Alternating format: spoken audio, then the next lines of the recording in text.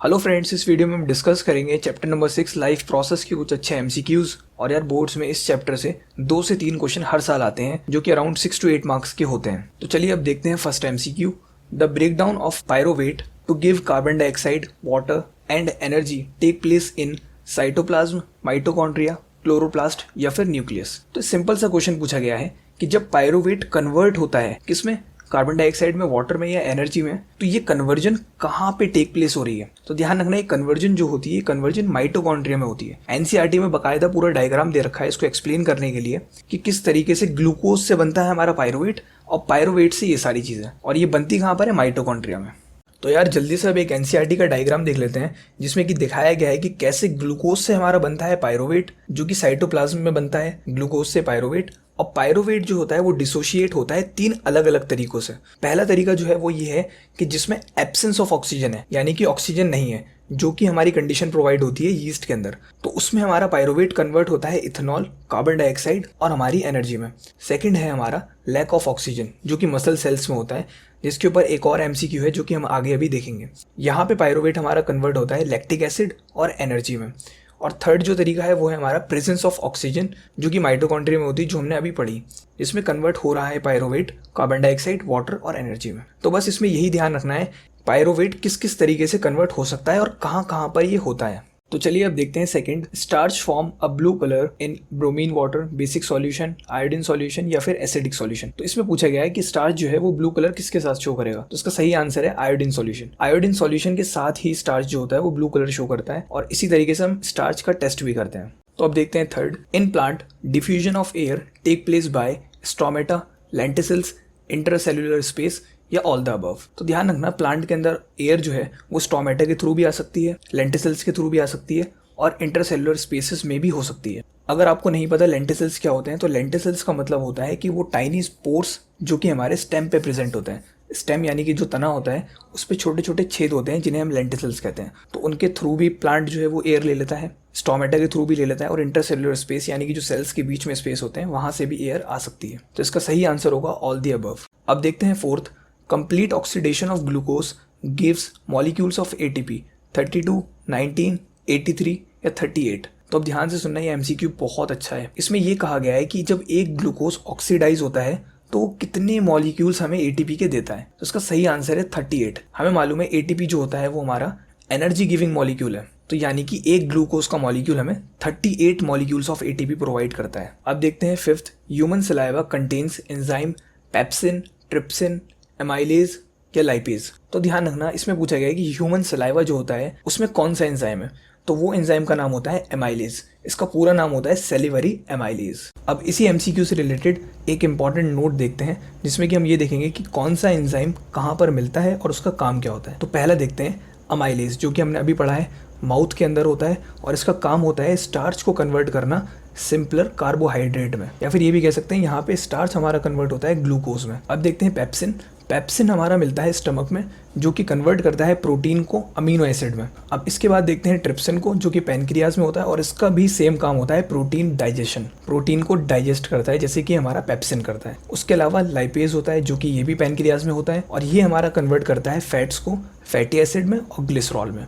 अब इसके ऊपर बहुत एमसीक्यू आ सकते हैं कि लाइपेज कहाँ मिलता है, या अमाइलेज कहाँ मिलता है, पेप्सिन कहाँ मिलता है, और प्रोटीन को कौन कन्वर्ट करता है अमीनो एसिड में, या फिर ऐसे भी क्वेश्चन आ सकते हैं कि फैट्स जो है वो किस चीज़ में कन्वर्ट होते हैं। तो ये बहुत ही इंपॉर्टेंट नोट है, इसको ध्यान रखना। तो अब देखते हैं sixth, amoeba uses dash to capture food particles, cilia, pseudopodia, 4 legs या फिर नन ऑफ दीज। तो इसका सही आंसर है सूडोपोडिया। सूडोपोडिया जो होते हैं इसके फॉल्स फीट होते हैं जिसका इस्तेमाल करते हुए ये फूड पार्टिकल को कैप्चर कर लेता है या फिर किसी भी अदर ऑर्गेनिज्म को इनगल्फ कर लेता है, अपने अंदर ले लेता है। अब देखते हैं seventh, the main nitrogenous waste in man is ammonia, urea, uric acid या नन ऑफ दीज। तो इसका सही आंसर है यूरिया। यूरिया सबसे ज्यादा नाइट्रोजीनियस वेस्ट होता है हमारे अंदर। अब देखते हैं eighth, blood clotting take place with the assistance of WBC, RBC, lymph या फिर प्लेटलेट्स। तो यार ये तो बच्चे को भी पता होगा कि प्लेटलेट्स जो होती हैं वो हमारा ब्लड क्लॉटिंग का काम करती हैं। ब्लड क्लॉटिंग का मतलब होता है जब हमारे स्किन पे कहीं कट वट लग जाता है ना, तो ब्लड बहुत तेजी से फ्लो कर रहा होता है तो उस ब्लड को रोकने के लिए कि वो फ्लो कम करे, ब्लड क्लॉटिंग हो जाती है जो कि हमारी प्लेटलेट्स करती हैं। अब कैसे करती हैं उसका मैकेनिज्म पूरा क्लास 11th में हैगा, जब आप जाएंगे तो आप पढ़ेंगे वहाँ पर। अब इसी से रिलेटेड एक इंपॉर्टेंट नोट देखते हैं जिसमें हम फंक्शंस के बारे में बात करेंगे। तो वाइट ब्लड सेल का फंक्शन होता है कि बैक्टीरिया, वायरस जो भी हमारी बॉडी में एंटर कर रहे हैं उनको डिस्ट्रॉय कर देना, खत्म कर देना। रेड ब्लड सेल का मेन फंक्शन ये होता है कि वो ऑक्सीजन ट्रांसपोर्ट करे हीमोग्लोबिन की मदद से, क्योंकि रेड ब्लड सेल में हीमोग्लोबिन होता है जो कि ऑक्सीजन कैरियर होता है। अब प्लेटलेट्स का अभी हमने फंक्शन पढ़ा है जो कि हमारा होता है ब्लड क्लॉटिंग। अब देखते हैं लिम्फ। लिम्फ जो होता है एक येलोइश लिक्विड होता है जो कि ब्लड के अंदर ही होता है मिक्स, जो कि कैरी करता है some amount of carbon dioxide of waste material. NCERT में इसके बारे में ज़्यादा कुछ है नहीं। अब देखते हैं 9th, opening and closing of stomata depends on oxygen, water in guard cells, carbon dioxide या टेम्परेचर। यानी कि जो स्टोमेटा ओपन होगा या क्लोज होगा ये किस चीज़ पे डिपेंड करता है, तो ध्यान रखना second one is the right answer. Water in guard cells, guard cells के पास कितने अमाउंट में वाटर है उस चीज़ पे डिपेंड करता है कि स्टोमेटा ओपन होगा या फिर क्लोज होगा। देखो होता क्या है, स्टोमेटा जो होता है ना वो सराउंडेड होता है गार्ड सेल्स से। तो गार्ड सेल्स के पास अगर एक्सेस में होगा वाटर तो गार्ड सेल्स क्या करते हैं, स्वेल हो जाते हैं। स्वेल यानी कि फूल जाते हैं, जिसकी वजह से स्टोमेटा ओपन हो जाता है। इसी तरीके से जब गार्ड सेल्स के पास कम पानी होता है तो वो श्रिंक कर जाते हैं, यानी कि सिकुड़ जाते हैं, जिसकी वजह से स्टोमेटा क्लोज हो जाते हैं। तो ये चीज़ ध्यान रखना। यहाँ से भी एक एमसीक्यू बन सकता है इन दोनों लाइनों में से कि बताओ गार्ड सेल जो होते हैं वो स्वेल कब होते हैं या फिर श्रिंक कब होते हैं। अब देखते हैं 10th, water and some salts are absorbed in stomach, mouth cavity, small intestine या फिर लार्ज इंटेस्टाइन। तो ध्यान रखना लास्ट में आकर वाटर और सॉल्ट जो होते हैं ना वो हमारे एब्जॉर्ब होते हैं लार्ज इंटेस्टाइन में, क्योंकि जितने भी न्यूट्रिएंट्स वगैरह होते हैं वो सब पहले ही स्मॉल इंटेस्टाइन में एब्जॉर्ब हो जाते हैं और फिर बचता है हमारा वाटर या फिर सॉल्ट जो कि एब्जॉर्ब होता है हमारा लार्ज इंटेस्टाइन में। अब देखते हैं 11th, from the liver bile juice is received in oesophagus, stomach, small intestine या फिर लार्ज इंटेस्टाइन। तो इसमें पूछा गया है ड्यूरिंग डाइजेशन लिवर में से बाइल जूस एंटर कहाँ पर करता है, तो ध्यान रखना है स्मॉल इंटेस्टाइन में ही बाइल जूस लिवर से होकर आता है। अब देखते हैं 12th, ये भी बहुत अच्छा एमसीक्यू है।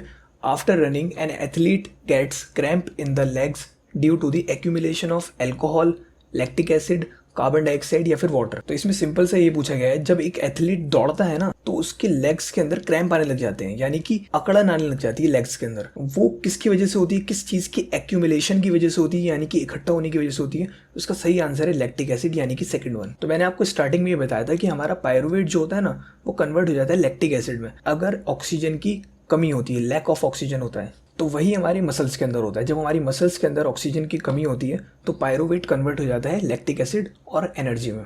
अब देखते हैं 13th, systolic and diastolic pressures for a healthy heart of a resting person are 80/120, 120/200, 120/80 या फिर हमारा 200/150। इसमें पूछा ये गया है कि एक नॉर्मल पर्सन के लिए सिस्टोलिक और डायस्टोलिक प्रेशर क्या होना चाहिए। सिस्टोलिक मतलब होता है जब हमारा हार्ट कॉन्ट्रैक्ट करता है तो उस टाइम पे कितना प्रेशर है, और डायस्टोलिक का मतलब होता है कि जब हमारा हार्ट रिलैक्सेशन वाली स्टेट में होता है तो उस टाइम पे कितना प्रेशर है, वो डायस्टोल कहलाता है। तो ध्यान रखना सिस्टोलिक और डायस्टोलिक प्रेशर हमारा होना चाहिए 120/80, यानी कि सिस्टोलिक प्रेशर होना चाहिए 120 और डायस्टोलिक प्रेशर अराउंड 80 के आसपास होना चाहिए। तो third one is the right answer.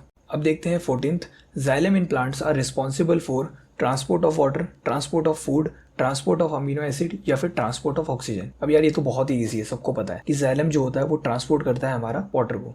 अब देखते हैं 15th, जो कि हमारा लास्ट एमसीक्यू है। Roots of the plant absorb water from the soil through the process of diffusion, transpiration, osmosis या फिर नन ऑफ दीज। इसका सही आंसर है ऑस्मोसिस। ऑस्मोसिस प्रोसेस की हेल्प से वाटर सॉइल से हमारा रूट्स के अंदर आ जाता है। ऑस्मोसिस और डिफ्यूजन के ऊपर मैंने अलग से वीडियो बना रखी है, आप चैनल पे जाकर देख सकते हैं। सो दैट्स इट, इस वीडियो में सिर्फ इतना ही। इसी चैप्टर के ऊपर मैं एक और वीडियो बनाऊंगा जिसमें मैं और एमसीक्यूज आपको एक्सप्लेन करूंगा।